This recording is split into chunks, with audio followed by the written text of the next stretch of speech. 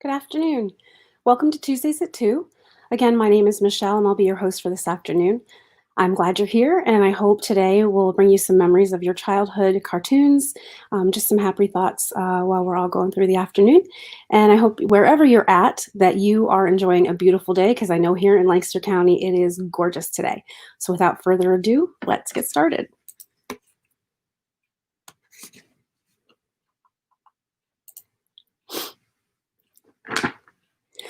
So, depending on when you were born, you may remember sitting around the radio as a family in the living room listening to Fibber McGee and Molly, Father's Knows Best, Perry Mason, or the Grand Ole Opry.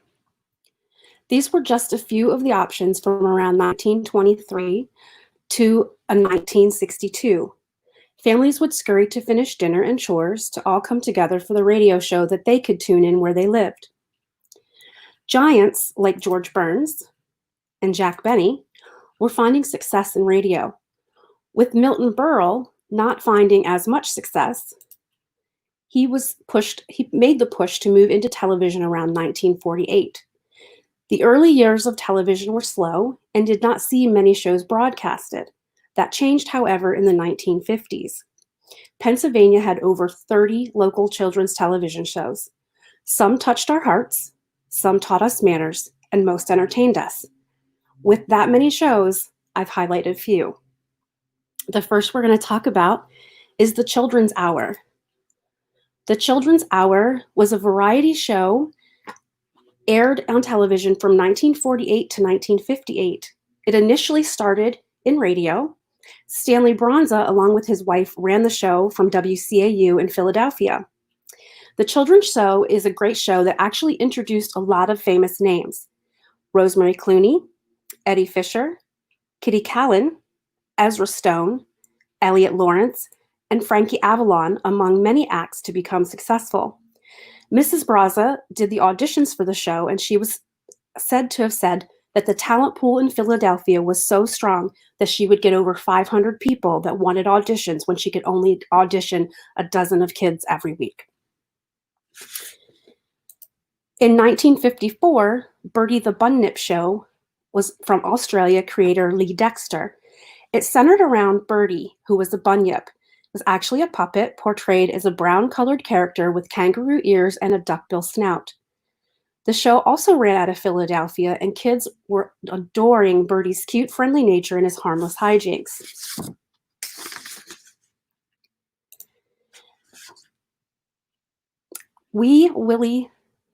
Sorry, I'm a little bit mixed up there in my pages.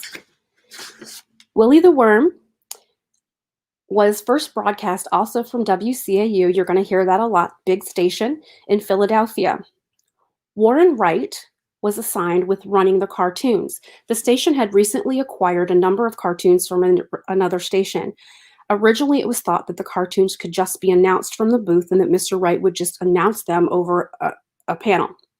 However, Mr. Wright himself went to the program director and thought it would be better if the kids were to see a puppet announcing the cartoons, and that was the birth of Willie the Worm. Willie actually had a sidekick named Newton the Mouse, who was never actually seen on television, but actually was the one running the cartoons from off stage. An interesting fact about this show is a mother wrote in a little bit before January one year to say that her child had become disillusioned because he'd been watching breathlessly for a week while Willie the Worm inched his way towards the North Pole and finally reached Santa's workshop just before Christmas. But the entire spell was broken because 2 seconds before the show went off the air, a man's head appeared accidentally on the screen beside Willie. And now little Jimmy refused to watch the program, saying it was fake. And the mom said, "Well, that's live TV for you." Sometimes we know all too well. So the next one is Happy the Clown. Howard Jones had over 40 years in broadcasting, many, many years before he was actually Happy the Clown. He gained his most fame as Happy. Children were often on a waiting list for up to a year to be chosen for the show. They would get to slide down a sliding board, march behind Happy with marching sticks, and ride in his golf cart that he had actually painted and lovingly named Chippy the Chipmunk. Originally, the show was only supposed to be a 3-month trial, but it became so popular so quickly with the kids that it ended up lasting 12 years. The show only ended when Mr. Jones retired. The next one I think you're going to find interesting. Cowboy Pete, Pete's Gang, Surprise Shop, and Funhouse were all shows done by Pete Boyle. Pete Boyle did children's shows from the 1950s to 1963. In the early shows, his children's shows had a puppet squirrel as a mascot, and they included him sketching pictures of animals for the children. If you think he looks familiar, he is the father of actor Peter Boyle, who was from Everybody Loves Raymond. The Big Top. Who doesn't love a circus? From 1950 to 1957, the Big Top was a circus for kids that was sponsored by Seal Test Ice Cream. It aired on Saturdays from noon to 1 p.m. During the run of the show, from 1950 to 1957, there were over 2,100 acts broadcasted. The cast included a character named Ed the Clown. I think you're going to know him. Ed the Clown later was Ed McMahon, or always was Ed McMahon, but later became Johnny Carson's sidekick. Also, Dan Lurie, who was known at the time as America's Most Muscular Man, was also a part of the show, and he was cast as Seal Test Dan, the Muscle Man. The last show ended on September of 1957. This particular show was so large that it had to be shot out at the Armory. It could not fit in an actual broadcast station.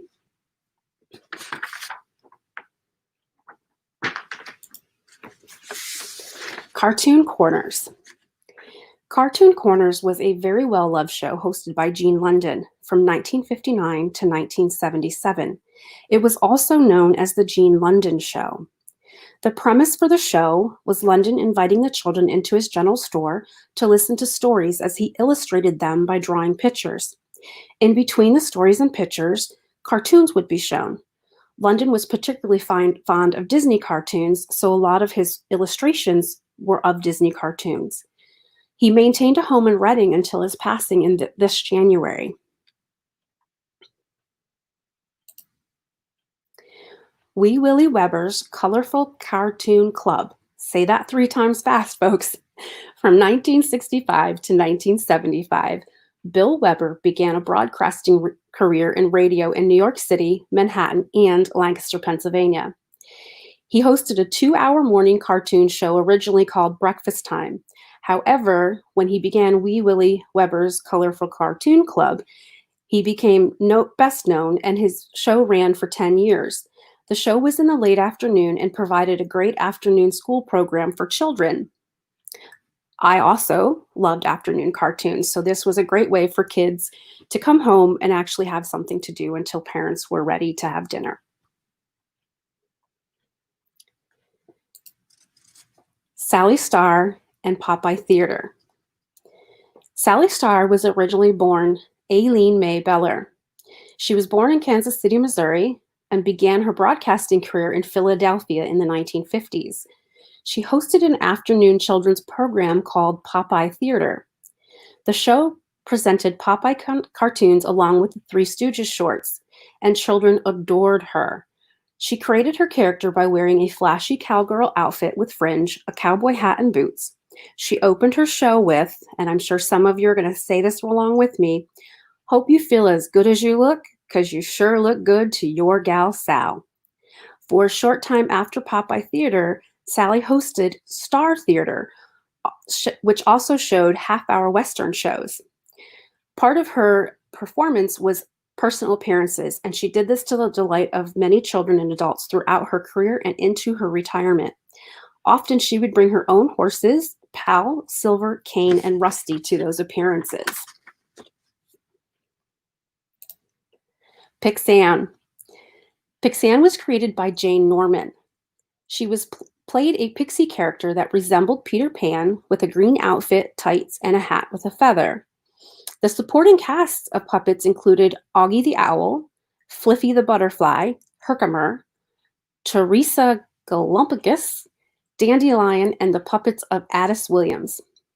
Pixan had at least two alter egos. One was a witch called Wendy, and Norman actually acted out that character as well. And there was also guest appearances by Tiny Tim.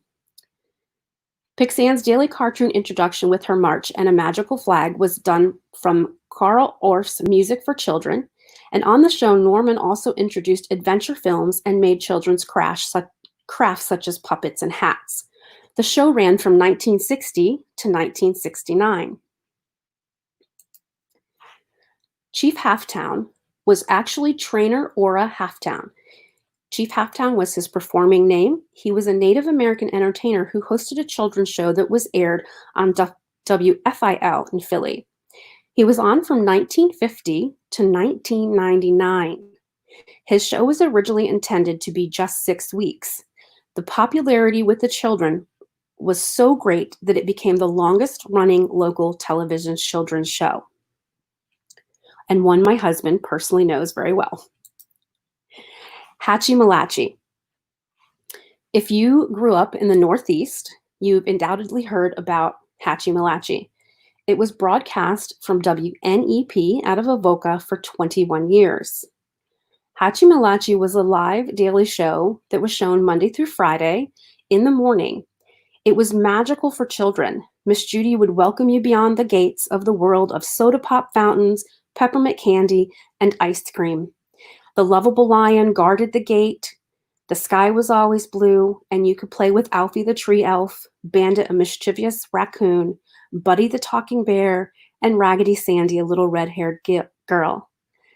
Miss Judy hosted cartoons in between games and crafts with all the friends, and each day one boy or girl received a phone call from Miss Judy to play Reach for a Star and win a prize. And if you listened real well, you might hear your name announced on your birthday with a hint to where to find your birthday present. Little did the kids know that in order for that to happen, your parents actually had to write into Miss Judy with your birthday date and where that present would be hidden. It was hour and a half each day and was viewed by over 32,000 homes each day. Nancy Bird was the original host until 1963, and interestingly enough, she actually retired in Lancaster and was there until 1997. Also from Hatchie-Malachi, you're going to see this name again, Rosemary Clooney. Theme to Hatchie-Malachi was sung by Rosemary Clooney, and if you hear it once, you'll sing it forever. Mr. Rogers' Neighborhood. We have all heard of Mr. Rogers' Neighborhood.